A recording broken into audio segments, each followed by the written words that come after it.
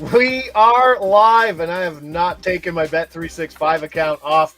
In the background, there is some money in it, so it's not that embarrassing, Derek. I won't get a picture on that. Welcome to MLB Prop Picks, powered by the Bat.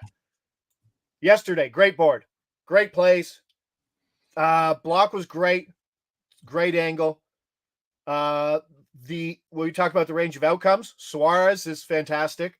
Right? Gets beat up and gets yanked early, and that 155 worked well. But in doing that, the Wheeler one, no one saw 100 and some odd pitches. His under strikeouts came across the hook. Like, it was a tough one. Yeah, we're never going to hit that one if that's what they're going to do. The guy hadn't started in 2 weeks. You're just not going to expect he's going to have a longer leash than normal and throw 107 pitches. It's just not going to happen. So yeah, I was amazed that he came out for that other inning. Like, the back spasms were legit. Like, he hadn't pitched in 14 days. There was a lot to like about not literally going 21 outs. But oh well, that's how that goes. We paid the juice, but still profitable day. And the Westbrook ad, I have to give you a ton of credit for going Westbrook in Coors. And the guy finishes with one plate appearance. Yeah. He had a couple of walks in there, but we got the pinch hit like we wanted. Oh, he did have a couple of walks. Okay, I just saw the one. Yeah.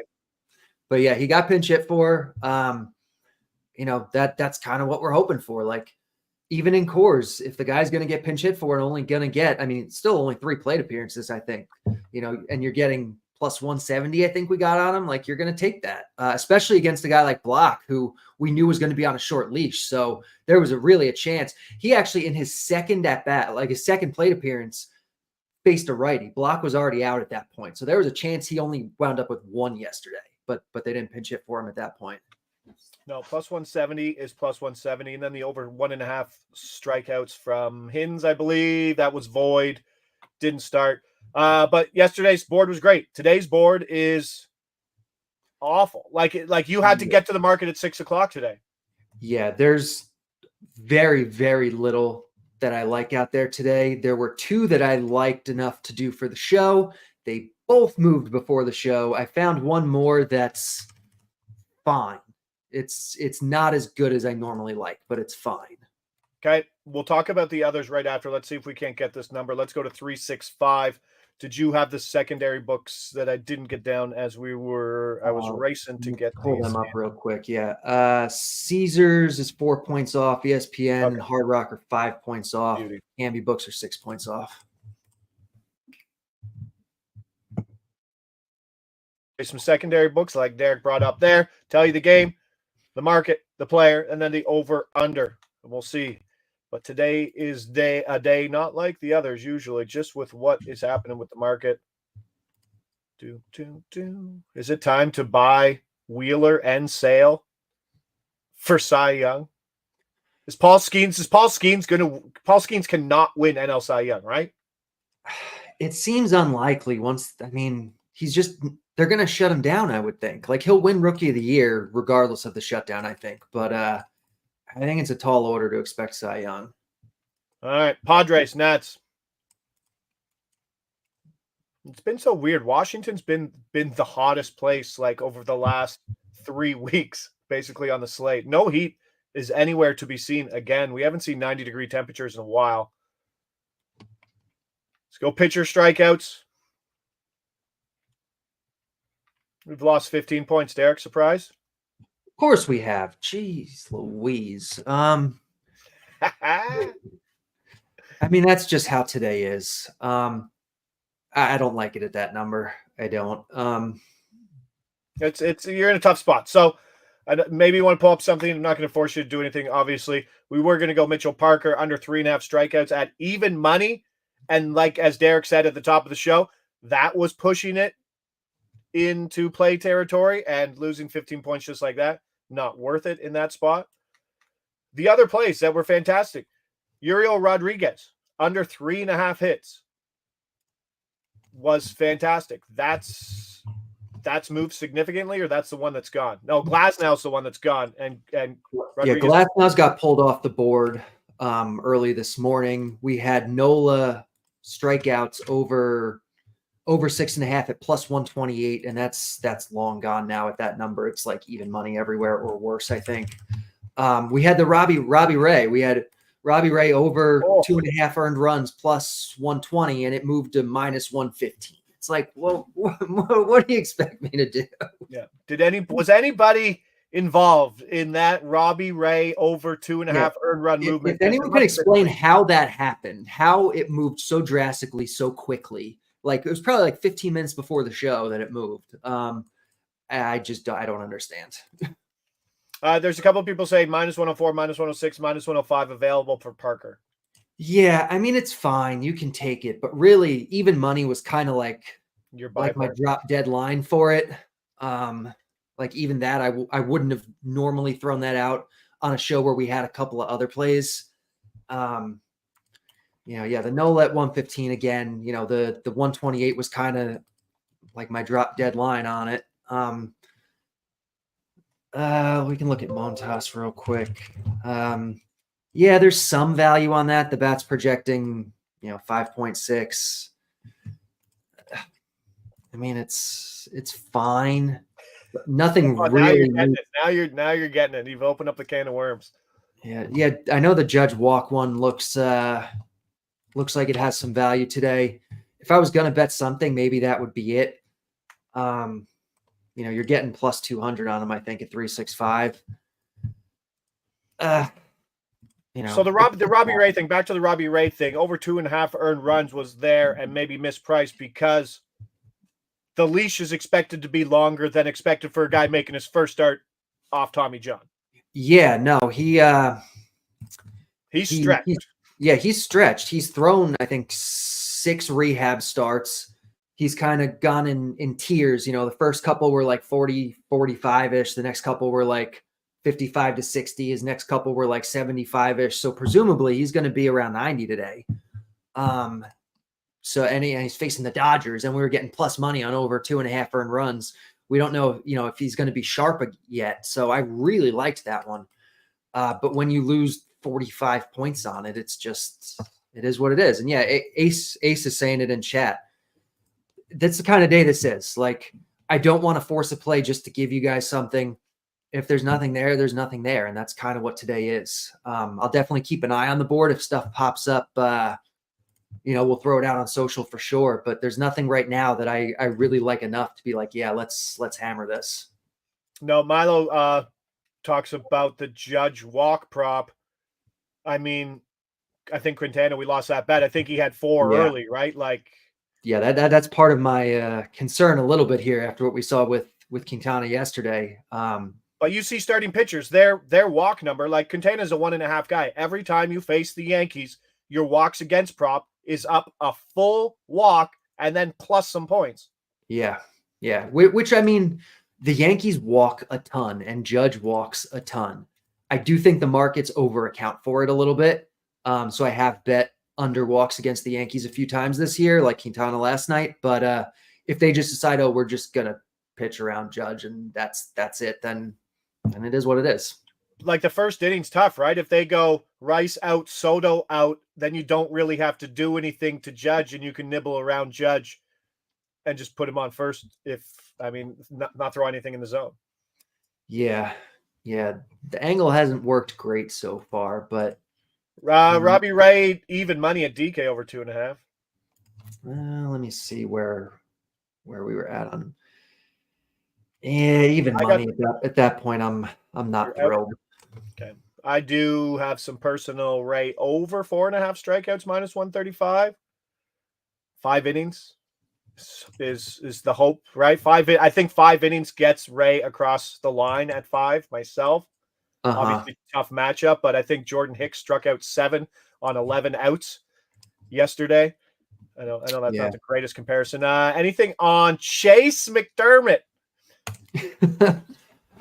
Actually, I haven't looked at McDermott stuff today. I got to look into him. I don't know yet. His strikeout numbers are bananas. Yeah. Right? Okay. Yeah. So it looks like the bat's projecting about 5. You can get over 4.5 at plus 115, which is it's reasonable. I don't dislike it. I'm not going out of my way to bet it, but if you're excited about him, you certainly can. Yeah. I mean, obviously giant variance for a guy making his first start. They did use their middle relievers I think they used 2 middle relievers for plus 25 pitches yesterday. So I don't know, maybe leash, maybe not. You never know how people do in their first starts. It is Miami. Miami's Miami. True. Yeah, they're pretty brutal. What there was, I believe, there's another funny picture. So the Glasnow situation, right? Like 0 rehab starts, just simulated games of 3 innings. Yeah. Right? Like his strikeout prop today at 365 was 7.5 minus 200 to the under. Oh my goodness. I wish I was able to get in on his 7.5. They're long gone though. I typed in $200 into it. I'm like, and then I backed off. I don't know. His hit's under 3.5 if we can find it at what's our buy point? Like minus 115, minus 120? Let me take a quick look. It looks like right now, I think I'd buy it down to minus 130. Okay. If we get anything better than that, I'd be in on Glasnow's hits under 3.5. All right. So the job today for those in the chat is don't force it. Didn't. Yeah. Talk about stuff, see what there is, and wait to see maybe some lineup issues open up. We have afternoon baseball, so that could open the gate for some fantastic under hits. Who doesn't love under hits? Yeah, if we get like a random, crappy guy starting against one of these guys that are going to be limited today, maybe they're under hits or they're under strikeouts, winds up looking good because, they're facing a guy who might only go 4 or 5, 4 innings, and then so we'll keep an eye on it. We get a day like this. It feels like, once or twice per year at least, where there's just nothing, and that's okay. I'm kind of happy we're not doing Mitchell Parker, by the way. Yeah, I mean, I wasn't thrilled with it. So yeah, it is what it is. We're not going to force things. This is just kind of what pro bettors, the big part of the show is we're trying to give you kind of a look into how pro bettors think about things. And on a day where the board is empty, you just wait. You just wait. You wait till tomorrow.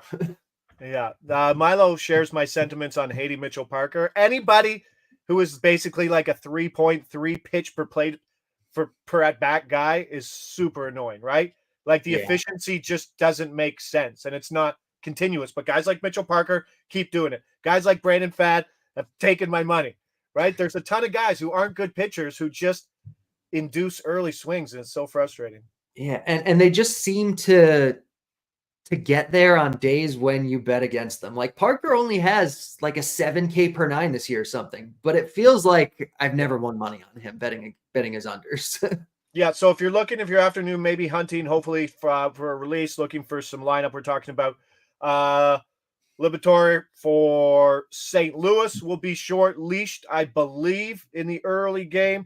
Then we have one of the Atlanta games. Winans is the guy they called up from AAA to get the start versus Cincinnati. There's that part. Cincinnati in the second game, I believe, is starting Nick Martinez. If we see any Nick Martinez props, any Liberatore props, any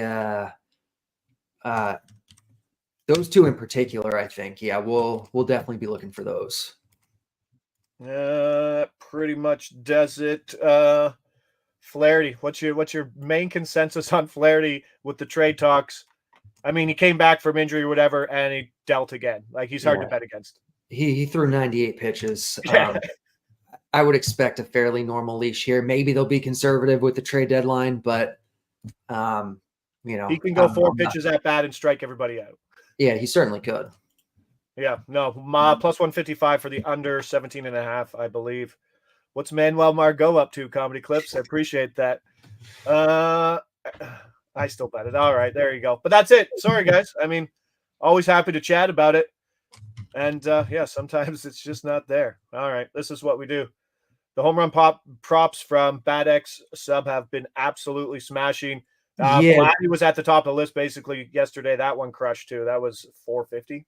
Yeah, it's worth noting that for most of the year, the home run props have not shown a lot of value. For whatever reason, the last few days, they've actually been showing like legitimate legitimate bet worthy value. I don't throw them out on the show because like, the top one today is like Heliot Ramos plus 825, which has a 15% chance of winning. And like, we're just never going to give out enough volume on the show to make that worth putting out. I don't want to get killed by variance on home run props when we're only putting out, a few props per week. But on Tuesday, Wednesdays, and only Fridays. Yeah, if you have a subscription though, and you are able to bet those in volume over the course of a full year, like there is some good value on those right now. All right, but I appreciate everybody there in the chat as always. The best group, as I said in my tweet today. You guys really keep things moving. It'd be a whole lot different. It was just me and Derek sitting here talking to each other, but it is really nice to have an engaging chat because it makes the content a lot better on our side, especially when you guys hate Mitchell Parker, asking about Manuel Margot, and know the things that bother us. So we greatly appreciate that. But that's what we got. Stay tuned to the Covers X and watch the social releases. So hopefully something pops the afternoon. If not, good luck with your bets. I'm Josh Ingles. He's Derek Carty. This is MLB Prop Picks powered by the Bat. Let's go. See you back here Friday, 9:30 a.m.